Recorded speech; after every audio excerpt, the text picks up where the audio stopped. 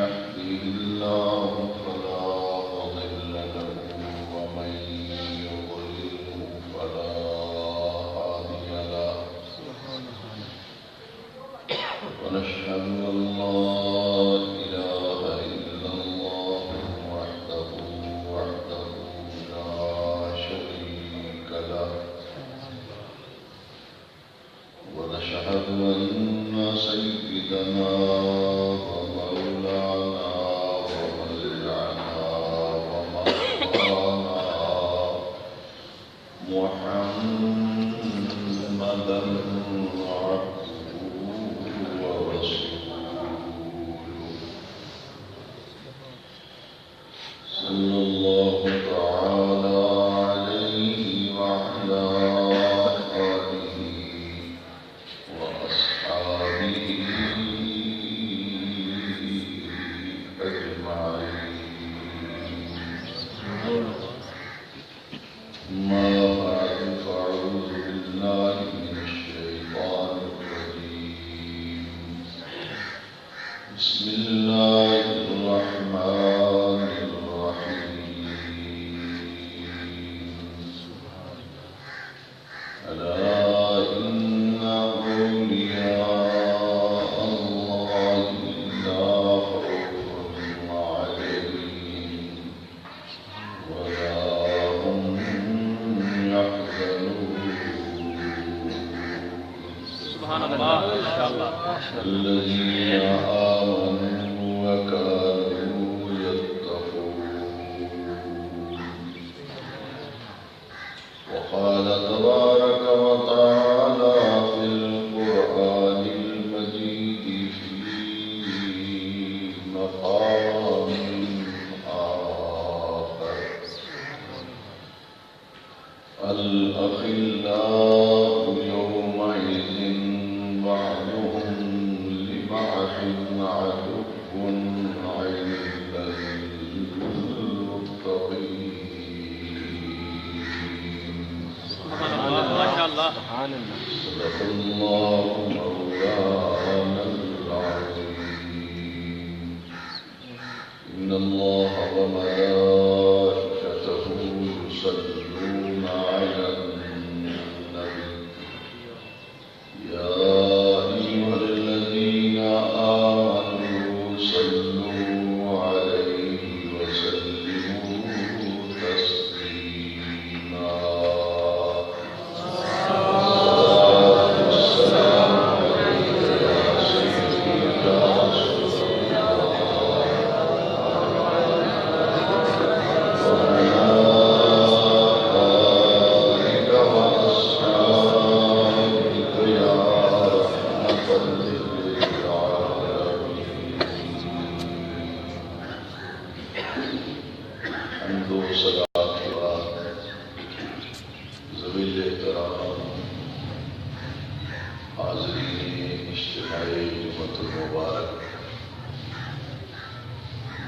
ربیع الثانی کا پہلا جمعہ مبارکہ ہے، جس میں ہم سب کو حاضری کا شرف حاصل ہو رہا ہے۔ ربیع الثانی اسلامی سال کا وہ عظیم مہینہ ہے جس میں دنیا اسلام کی مایہ ناز علمی اور روحانی شخصیت، جن کے ذریعے سے پوری امت میں روحانیت کو فروغ حاصل ہوا اور اسلام کی روحانی تعلیمات کے چار جہان عالم میں فیضان کو تقسیم کرنے کے لیے اللہ رب العزت نے اس شخصیت کا، اس ہستی کا انتخاب فرمایا۔ تصوف، طریقت، روحانیت کی دنیا میں چار معروف سلسلے ہیں جن سے وابستہ ہونے والے لوگ اسلام کی روحانی تعلیمات سے آگاہی حاصل کرتے ہیں، ان میں ایک مبارک سلسلہ عالیہ چشتیہ ہے، دوسرا مبارک سلسلہ عالیہ نقشبندیہ ہے، تیسرا معروف سلسلہ عالیہ سہروردیہ ہے، اور چوتھا مبارک سلسلہ عالیہ قادریہ ہے۔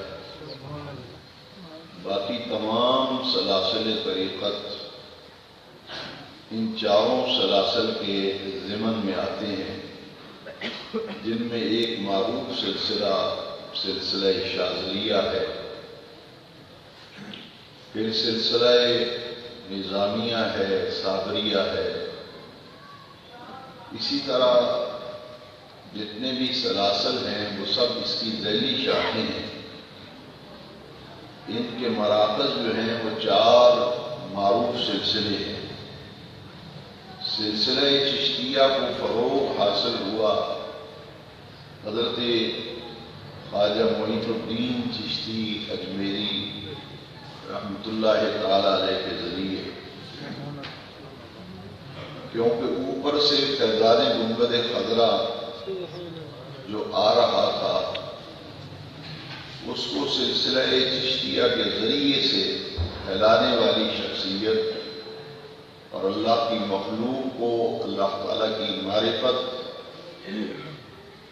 سے آگاہ کرنے کے لیے روحانی فیض سلسلہ چشتیہ کا وہ زیادہ پھیلا حضرت خواجہ معین الدین اجمیری رضی اللہ عنہ کے ذریعے سے، اور جو سلسلہ گنبد خضرا سے فیضان نبوت کا روحانی تصوف و طریقت کی دنیا کا فیض نقشبندیہ سلسلے کے ذریعے پھیلانے والی شخصیت حضرت شیخ بہاؤالدین شاہ نقشبند ہیں رحمۃ اللہ علیہ۔ اسی طرح تصوف، حقیقت و طریقت و روحانیت کی تعلیمات کا فروغ، سلسلہ سہروردیہ کا اس میں بڑا عمل دخل ہے، اور اس سلسلہ سہروردیہ کی نمایاں شخصیت حضرت شیخ شہاب الدین سہروردی ہیں رحمۃ اللہ تعالی علیہ۔ یوں سمجھ لیجئے کہ ہیڈ ایک ہی ہے اور اس ہیڈ سے چار نہریں جاری ہیں۔ ان چار نہروں سے اللہ تعالیٰ کی مخلوق نے، اللہ تعالیٰ کے بندوں نے، جن کے دلوں میں ایمان کی حرارت موجود تھی، انہوں نے اسلام کی روحانی تعلیمات کا فیض جو ہے ان چاروں نہروں سے سیراب ہو کر فیض کو حاصل کیا۔ مصدر اور منبع ایک ہی ہے جن سے یہ چاروں نہریں جاری ہوئی، وہ گنبد خضرا شریف ہے۔ سلسلہ نقشبندیہ جو ہے یہ حضرت سیدنا ابوبکر صدیق رضی اللہ تعالیٰ عنہ کے ذریعے سے سلسلہ نقشبندیہ کا فروغ جو ہے وہ ہوا، ان سے وہ سلسلہ آگے چلا۔ سلسلہ چشتیہ، قادریہ، سہروردیہ، یہ سارے تینوں سلاسل جو ہیں ان کا فیض حضرت مولا کائنات سیدنا علی کرم اللہ تعالی وجہ الکریم کے ذریعے سے تقسیم ہوا تھا۔ نبوت کو اللہ تبارک و تعالی چار کمال عطا فرماتا ہے۔ نبوت کے چار کمال ہیں، ایک صداقت، دوسرا عدالت، تیسرا سخاوت، چوتھا حیا۔ یہ چار کمال ہیں جو ہر نبی کو عطا ہوتے ہیں، اور میرے آقا کریم نبی کریم علیہ السلام کو یہ چار کمالات دیگر انبیاء کرام کو جو عطا کیے گئے تھے بدرجہ عتم ذات پاک مصطفیٰ میں ان کمالات کو اللہ رب العزت نے جمع فرما دیا. سبحان اللہ ماشاء اللہ.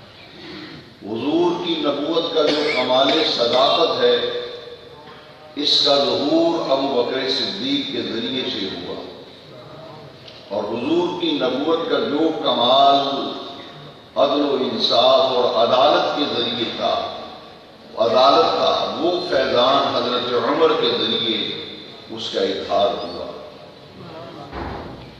حیا جو نبوت کا کمال ہے اس کا مظہر حضرت عثمان غنی تھے، اور جو سخاوت نبوت کا ایک کمال ہے اس کا ظہور مولا کائنات حضرت علی کرم اللہ تعالی وجہ کریم سے ہوا. سبحان اللہ ماشاء اللہ. چونکہ آج ہمارا موضوع سرکار غوث اعظم رضی اللہ تعالیٰ عنہ کی عظمت کے حوالے سے گفتگو کا آج آغاز ہو رہا ہے، اس لیے نبوت کے چوتھے کمال کو صرف میں آج عرض کر رہا ہوں. نبوت کا چوتھا کمال ہے سخاوت، اور اس کا مظہر ہے حضرت علی کرم اللہ تعالیٰ وجہ. سبحان اللہ. یہ درست ہے کہ مولا علی کرم اللہ تعالیٰ وجہ کریم نے دوران نماز انگشتری سخاوت فرمائی. کسی کو پھل سخاوت کے ذریعے پھل دے دینا، کسی کو پہننے کے لیے کپڑوں کا ایک جوڑا دے دینا، کسی کو سخاوت کے ذریعے کھانے کے لیے خوراک کا انتظام کر دینا، یہ سخاوت کا وہ معیار نہیں جو نبوت کو معیار عطا کیا گیا تھا. تو پھر وہ سخاوت کا معیار کیا ہے؟ آج کسی کو سیب کھلا دینا، انار دے دینا، کھانا کھلا دینا، لباس دینا، جوتا پہنانا، انگشتری خیرات کرنا، یقیناً یہ سب چیزیں سخاوت میں شامل ہیں، مگر یہ سخاوت کا وہ معیار نہیں جو پیغمبر کی شان ہوتی ہے. ماشاء اللہ. وہ سخاوت کیا ہے آپ جانتے ہیں. کوئی سلطان العارفین ہے، کوئی قطب الاولیاء ہے، کوئی غوث اعظم ہے، کوئی فرد ہے، کوئی ولی ہے، کوئی مومن ہے، کوئی صالح ہے. ولایت کے بھی درجات ہیں، 24 مرتبے ہیں ولایت کے. اگر ان تمام مراتب کو دیکھا جائے تو کوئی زبدۃ العارفین ہے، کوئی قدوۃ الصالحین ہے. یہ جتنے بھی تصوف و طریقت کے مناصب ہیں، منصب ہیں، یہ اللہ رب العزت نے سارے کے سارے ولایت کے 24 درجے جو ہیں یہ مولا علی کی مٹھی میں دے دیے. ولایت کے تمام درجات نبوت کی سخاوت کا مظہر ہے. حضرت علی ولایت کے سارے کمالات اللہ رب العزت نے مولا علی کی مٹھی میں دے دیے. جب آپ نے ان تمام کمالات کو بکھیرا تو کوئی سلطان باہو بن گیا، کوئی معین الدین اجمیری. ماشاء اللہ ماشاء اللہ. یہ ولایت کی جو سخاوت تھی یہ مولا علی کے ذریعے تھی. اس لیے کوئی داتا گنج بخش ہو گیا، کوئی غوث اعظم ہو گیا، کوئی سلطان العارفین ہو گیا، کوئی گنج شکر ہو گیا، کوئی محبوب الہی ہو گیا. یہ سارے ولایت کے منصب ہیں اور یہ سب تقسیم ہوئے حضرت علی کرم اللہ تعالیٰ وجہ کریم کے ذریعے. سبحان اللہ. تو کمالات نبوت کا مظہر مولا علی تھے. تو اسلام کی جتنی بھی روحانی تعلیمات ہیں ان کا تعلق مشاہدے کے ساتھ ہے، ان کا تعلق مراقبے کے ساتھ ہے. جب تک مشاہدہ نہ ہو، مراقبہ نہ ہو، ان حقائق سے آدمی آگاہی نہیں کر سکتا. یہ کتابوں سے یہ چیزیں نہیں ملتی، یہ ملتی ہیں اللہ والوں کی صحبت سے. یہ اللہ والوں کی صحبت سے ملتی ہیں. آپ دیکھیے صحابہ کرام رضوان اللہ تعالی اجمعین میں سے اکثر صحابہ کرام نے فرمایا کہ ہمیں نبی کریم علیہ السلام کے ذریعے سے دو علم عطا کیے گئے ہیں. ایک علم وہ ہے جس کو میں آپ کے سامنے بیان کر رہا ہوں. صحابہ کرام کہہ رہے ہیں، درس دے رہے تھے صحابی رسول، فرمایا ایک علم وہ ہے جو میں تمہیں بتا رہا ہوں، اور ایک علم مجھے بارگاہ نبوت سے وہ عطا کیا گیا ہے، اگر وہ تمہیں بتلاؤں تو تم میری گردن کاٹ دو. اس کا تعلق مشاہدے کے ساتھ ہے، اس کا تعلق مراقبے کے ساتھ ہے. اگر اس بات کو سمجھنا چاہیں کہ مشاہدہ کیا ہے، مراقبہ کیا ہے، وہ کون سا علم ہے جس سے گردن کٹ جائے، تو حضرت مجدد الفسانی شیخ احمد فاروقی سرہندی رضی اللہ تعالیٰ عنہ کے صاحبزادے ولایت کے اعلیٰ درجات پر تھے. پیدائشی طور پر ولایت کے منصب انہیں عطا کیے گئے. حضرت مجدد پاک جب مسجد سے درس دے کے باہر نکلے تو جوتوں کے دو ڈھیر لگے ہوئے تھے. فرمایا بیٹا یہ نمازیوں کے جوتے تم نے دو ڈھیر لگا دیے، ایسا کیوں کیا؟ فرمایا ابا جان یہ دوستیوں کے جوتے ہیں، یہ جنتیوں کے جوتے. عالم مشاہدہ تھے حضرت بشر حافی رحمۃ اللہ تعالی علیہ. آپ کا یہ عالم تھا. کوئی آدمی وضو کر رہا ہوتا تھا تو وضو کا پانی دیکھ کے بتایا کرتے تھے کہ یہ آدمی اس گناہ کے اندر ملوث ہے. کسی نے پوچھا کہ آپ کو کیسے علم ہو جاتا ہے؟ فرمایا نبی کریم علیہ السلام کی حدیث شریف ہے، جب آدمی وضو کرتا ہے تو اس کے جب ہاتھ دھوتا ہے تو ہاتھ سے کیے ہوئے صغیرہ گناہ جھڑ جاتے ہیں. کلی کرتا ہے زبان سے جو صغیرہ گناہ کیے تھے وہ جھڑ جاتے ہیں. چہرہ دھوتا ہے، پاؤں دھوتا ہے، وضو کے اعضاء جب دھوتا ہے تو اس کے صغائر گناہ جو ہیں وہ دھل جاتے ہیں. تو جب گناہ دھل کر نیچے گرتے ہیں، فرمایا اللہ رب العزت نے مجھے روشنی عطا کی ہے قلب کی، وہ قلب کے اندر وہ نورانیت عطا فرمائی ہے کہ وضو کا بہتا ہوا پانی جسم سے ٹکرا کر جب نیچے گرتا ہے تو مجھے علم ہو جاتا ہے کہ یہ شخص فلاں گناہ کے اندر ملوث مبتلا ہے. اسے مشاہدہ کہتے ہیں. اور اس بات کو میں سمجھانے کے لیے عرض کرتا ہوں، یہ خود میرے ساتھ واقعہ پیش آیا.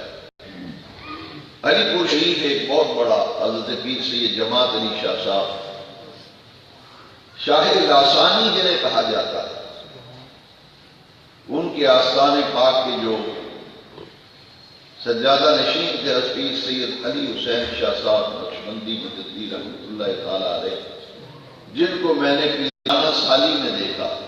میرا وہ جوانی کا دور تھا، وہ بالکل بڑھاپے کی آخری منزلوں میں تھے. میں نے ان کے کئی واقعات جن کا تعلق مشاہدے اور مراقبے سے ہے، میں ان کا چشمدید گواہ ہوں. آج بھی وہ لوگ زندہ ہیں جو اس موقع پر ساتھ تھے. ایک مرید نے بڑا اصرار کر کے دعوت کا ٹائم لیا. حضرت ٹالتے رہے، منع فرماتے رہے، مگر وہ مرید بھی بڑا جھگڑالو قسم کا تھا. 2-3 اور آدمیوں کو تیار کر لیا اور اکٹھے ہو کے آگے حضرت سے ٹائم لے رہے ہیں. آپ نے منع فرمایا کہ بھائی میں یہاں بیٹھ کے دعا کر دوں گا، مجھے اتنا نہ کرو. انہوں نے کہا نہیں، آپ کو لے جانا ہے ہر صورت میں. آپ گھر میں پیر ڈال کے پھر باہر نکلنا. انہوں نے کہا میں بے وقوف ہوں کہ گھر میں پیر ڈال کے پھر باہر نکلنا. کہا اچھا تم اصرار کرتے ہو تو چلو میں چلتا ہوں. جب تشریف لے گئے تو اتفاق سے میں بھی ساتھ تھا، کیونکہ میرے استاد ہیں. تصنیف و تالیف کے میدان میں حضرت علامہ پروفیسر محمد حسین آصف رحمۃ اللہ علیہ، جو گورنمنٹ جناح اسلامیہ کالج سیالکوٹ میں ہیڈ آف دی ڈپارٹمنٹ تھے اردو کے. تو میں 2 سال شاہکوٹ آنے سے پہلے خطبہ جمعہ کا جو سلسلہ ہے وہ سیالکوٹ میں تھا. تو شاہکوٹ کے احباب مجھے وہاں سے ہی لے کر آئے تھے. اس لیے اس دوران میں میرا رابطہ اور تعلق حضرت آصف صاحب سے ہوا رحمۃ اللہ علیہ. ولی کامل تھے، بہت نیک طبیعت کے، بظاہر تو کالج کے پروفیسر تھے، مگر انتہائی متقی، پرہیزگار، شب زندہ دار، عبادت گزار تھے. وہ بھی ساتھ تھے. جب گھر پہ پہنچے، دسترخوان لگایا گیا، کھانا کھلایا گیا. تو حضرت نے ایک لقمہ بھی تناول نہیں کیا، نہ پانی کا گھونٹ پیا۔ کھانا اعلیٰ قسم کے کھانے بظاہر پکے ہوئے تھے، تو آپ نے خود نہیں کھایا، نہ پانی پیا، نہ چائے پی، باقی سب کو کہا کہ ٹھیک ہے آپ کھائیں، کیونکہ وہ مکلف نہیں، انہیں اس لیے کہا کہ کھاؤ، ان کے اوپر کوئی بوجھ نہیں، لیکن خود ایسے مرتبے کے اوپر تھے، کھانا تناول نہیں فرمایا۔ اور جب سب لوگ کھانا کھا چکے، وہ خاموشی سے تشریف فرما رہے، دعا فرما کے جب باہر نکلے، گاڑی میں بیٹھے تو آسی صاحب نے، کیونکہ ان کے وہ پیر و مرشد کے صاحبزادے تھے، پوچھ لیا کہ حضور آپ نے کھانا تناول نہیں فرمایا، اور چہرہ انور پہ ناگواری کے کچھ اثرات بھی دیکھے گئے۔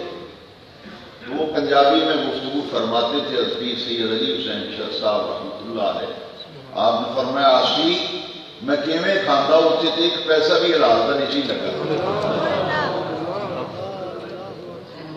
میں وہ بریانیاں تو قورمے دیکھتا اتنے تو ایک پیسہ بھی حلال دا نہیں سی لگا، تو میں کھے کھاتا اتوں میں نہیں سی کھاتا۔ اب یہ میرا خود اپنا دیکھا ہوا، اسی طرح کا وہ ایک اور واقعہ ہے، بہرحال میں صرف سمجھانے کے لیے بتایا، یہ ہے مشاہدہ، وہ مسائل جن کے اندر مشاہدے کا تقاضا ہے کہ وہ چیز مشاہدے سے جب تک حاصل نہ ہو، مراقبے سے حاصل نہ ہو، تو آدمی اسے کیسے تسلیم کرے گا؟ بعض مسائل ایسے ہیں جن میں لوگ ثبوت مانگتے ہیں، اس پہ ثبوت دے، اس پہ دلیل دے۔ میں یہ ذمہ داری سے کہتا ہوں کہ ان مسائل کا تعلق ہے مشاہدے کے ساتھ، جب تک مشاہدہ نہیں ہوگا آپ دلائل دیتے رہیں، وہ نہیں مانے گا۔ آئیے میں اب قرآن مجید کی روشنی میں عرض کرتا ہوں، اگر آپ یہ سوال کریں کہ یہ جو الگ ایک معاملہ ہے جسے علم ظاہر بھی کہا گیا، علم باطن بھی کہا گیا، ایک ہے علم ظاہر، وہ علم اگر اس پہ عمل کیا جائے تو انسان کا ظاہر سنورتا ہے، اور ایک ایسا روحانی علم ہے جس سے انسان کا باطن سنورتا ہے۔ مثلا علم الابدان ہے، جیسے یہ ڈاکٹر حضرات ہیں، MBBS ڈاکٹر کو لے لیں، اس نے MBBS کیا ہوا ہے، علم الابدان کا وہ ماہر ہے۔ اگر جسم بیمار ہو جائے، جناب بخار ہے، سر درد ہے، کوئی اور پرابلم ہو گئی، شوگر ہے، ہارٹ پرابلم ہے، معدے کا جگر کا معاملہ ہے، تو ڈاکٹر جو ہے وہ ڈائگنوز کرے گا، پھر آپ کا ٹریٹمنٹ علاج بھی چلے گا۔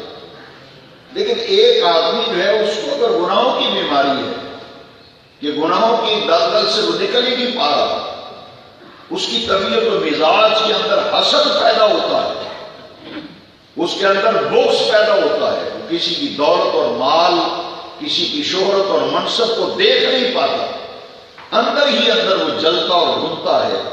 پھر ایک مقام ایسا آتا ہے، اسے احساس بھی ہوتا ہے۔ کئی لوگ آتے ہیں اولیاء اللہ کے پاس، جناب میرے اندر طبیعت کے اندر حسد پیدا ہوتا ہے۔ ایک آدمی اگر اچھا کھاتا پیتا ہے، چوری کی عادت پڑ جائے تو وہ باز نہیں آئے گا، چوری کرے گا۔ اگر کسی علم الابدان کے ماہر کے پاس جا کے کہا جائے کہ جناب مجھے چوری کی عادت ہے، وہ علاج کرو، تو وہ خواہ علاج کرے گا۔ حسد پیدا ہوتا ہے، نماز پڑھنے کو دل نہیں چاہتا، مسجد کے دروازے سے نماز پڑھنے کا ارادہ کر کے جاتا ہوں، تو دروازے کے قریب جاتا ہوں تو اندر جانے کو دل نہیں کرتا، واپس آ جاتا۔ ان کا تعلق ہے باطن کے ساتھ۔ ظاہر کی اصلاح تو اس علم کا ماہر کرے گا جس نے علوم ظاہریہ میں کمال حاصل کیا ہے، باطن کی اصلاح وہی کر سکے گا جس نے تصوف اور روحانیت کی دنیا میں کمال حاصل کیا۔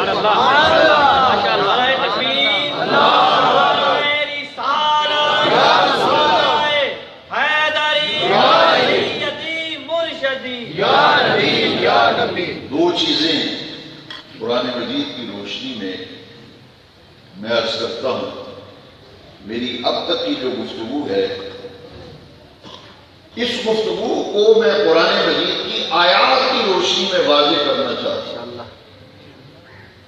یہ علم کیا ہے جس کو قرآن مجید میں کہا ہے وَالَّذِينَ جَاهَدُوا فِينَا لَنَهْدِيَنَّهُمْ سُبُلَنَا۔ آپ کہیں گے وہ کون سا علم ہے جو انسان کی من کی دنیا کو سنبھالتا ہے، اس کے باطن کی اصلاح کرتا ہے، اس کے اندر کی دنیا کو سنبھالتا ہے؟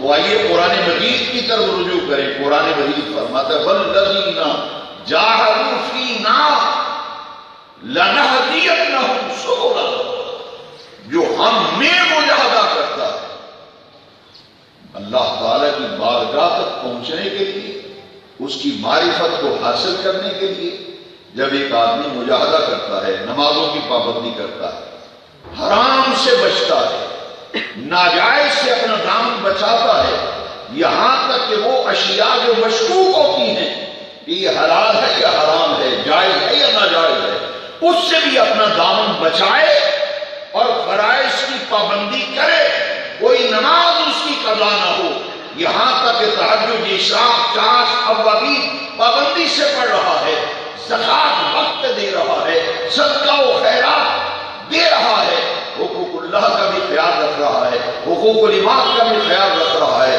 پھر راتوں کو جاگ کر نفل پڑھتا ہے، تلاوت قرآن کرتا ہے، ذکر اذکار کرتا ہے، اللہ تک پہنچنے کے لیے جاہدوا فینا، اللہ فرماتا ہے ہم میں جو آگے بڑھتا رہتا ہے، پھر ایک مقام ایسا آتا ہے لنہدینہم سبلنا، ہم اپنے راستوں کی خود بخود اسے ہدایت عطا کرتے ہیں، اور میرے اور بندے کے درمیان جتنے حجابات ہیں میں اٹھا دیتا ہوں، پھر اس کو عالم مشاہدہ پہ لا کے کھڑا کرتا ہوں۔ نعرہ تکبیر، نعرہ رسالت، نعرہ تحقیق، نعرہ حیدری، نعرہ غوثیہ۔ عمیر نامی ایک شخص نے، عمیر نامی شخص کافر تھا، مکے میں بیٹھ کے حضور کے قتل کا منصوبہ بنایا۔ لوگوں نے بتایا، مدینہ شریف جب پہنچا، ایک چٹان کی اوٹ میں دو ہی آدمی حضور کے قتل کا منصوبہ بنا رہے ہیں۔ عمیر نے ذمہ داری لی کہ میں قتل کر کے آؤں۔ جب مدینہ شریف پہنچا، صحابہ نے فرمایا حضور عمیر گلیوں میں گھوم رہا ہے مدینہ پاک کی، لگتا ہے اس کا ارادہ اچھا نہیں۔ وہ سرکار کے پاس آیا تو نبی کریم علیہ السلام نے اس سے پوچھا، اسی ارادے سے آیا تھا؟ حضور نے فرمایا عمیر تو مکے سے آیا ہے، کہتا یہاں کچھ کام تھے، ایک دو کام کاج کے لیے آیا ہوں، ایک ہمارا آدمی یہاں کسی نے پکڑا ہوا، اس کو چھڑانے کے لیے آیا۔ میرے آقا مسکرائے، فرمایا چھڑانے کے لیے آئے ہو یا وہ چٹان کے پاس فلاں کے ساتھ جو وعدہ کر کے آئے ہو وہ پورا کرنے آئے ہو؟ یہ ہے نبوت کا کمال، یہ ہے نبوت کا کمال۔ اور حضرت غوث پاک رضی اللہ عنہ موجود ہیں، شام کے اندر ابدال کا انتقال ہو گیا، اور یہ کرام کی جماعت آئی کہ حضور وہاں ابدال کا انتقال ہو گیا ہے، اس کی جگہ کسی کی ڈیوٹی لگائے۔ 40 ابدال حدیث شریف میں ہمہ وقت ملک شام کے اندر موجود رہتے ہیں، ایک کا انتقال ہو گیا ہے، فوری کسی کی ڈیوٹی لگائے۔ آپ نے فرمایا صبح کو انتظام کریں۔ انہوں نے کہا کہ آپ جانتے ہیں کہ یہ دنیا کے نظام کا قیام جو ہے، اس میں جو ذمہ داریاں ہیں 40 ابدالوں کی، تو ایک ابدال نہیں ہوگا تو کمی بیشی نظام میں واقع ہوگا۔ ایک شخص نے دیکھا کہ غوث اعظم جو جبہ زیب تن فرماتے تھے وہ بڑا قیمتی جبہ تھا، وہ رات کو حضرت غوث اعظم کے حجرے میں چھپ گیا کہ جب آپ رات کو آرام فرمائیں گے تو یہ جبہ چرا لوں گا۔ اس نے کیا کیا کہ صف لپیٹ کے تو حجرے کے اندر ایک گوشے کے اندر اپنے آپ کو چھپا لیا۔ سرکار غوث پاک نے فرمایا وہ میرے کمرے میں ایک شخص چھپا ہوا ہے، صف کے اندر اس کو لے جاؤ، اسے لے جاؤ۔ وہ جب گئے تو انہوں نے اسے اٹھایا، اس نے کہا میں ابدال نہیں، میں تو چور ہوں، کانپنے لگا۔ اس نے کہا آپ کو غلط فہمی ہوئی، میں تو چور ہوں اور میں تو اس ارادے سے آیا تھا کہ غوث پاک کا جبہ بڑا قیمتی ہے، میں چوراؤں کا بیچ لوں گا۔ تو وہ دام آئے انہوں نے کہا حضور وہ تو کہتا ہے میں جبہ چرانے آیا ہوں، وہاں تو کوئی ولی شلی نہیں ہے۔ آپ نے فرمایا وہی ہے، آیا تھا چور بن کے، ہم نے خالی نہیں بھیجا، آیا تھا اپنے ولایت عطا کر۔ یعنی اس کی کیفیت کو بدل کے رکھ دیا۔ عمیر قتل کے ارادے سے آیا، رسول اللہ نے نگاہ نبوت ڈال کر اس کے اندر کو صاف کر دیا۔ اب آئیے قرآن کی روشنی میں دیکھتے ہیں، فرمائیے رسول اور پیغمبر اور میرا محبوب جو تشریف لا رہا ہے یہ دو کام کرے گا، یعلمہم الکتاب والحکمہ ویزکیہم، میرا محبوب تمہیں کتاب سکھائے گا، تعلیم دے گا تمہیں کتاب کی، حکمت کی، لیکن یاد رکھو تمہارے ظاہر کو بھی سنوارے گا، وَيُزَكِّيهِمْ، تمہارے دل کی کیفیتوں کو بھی پاک کرے گا۔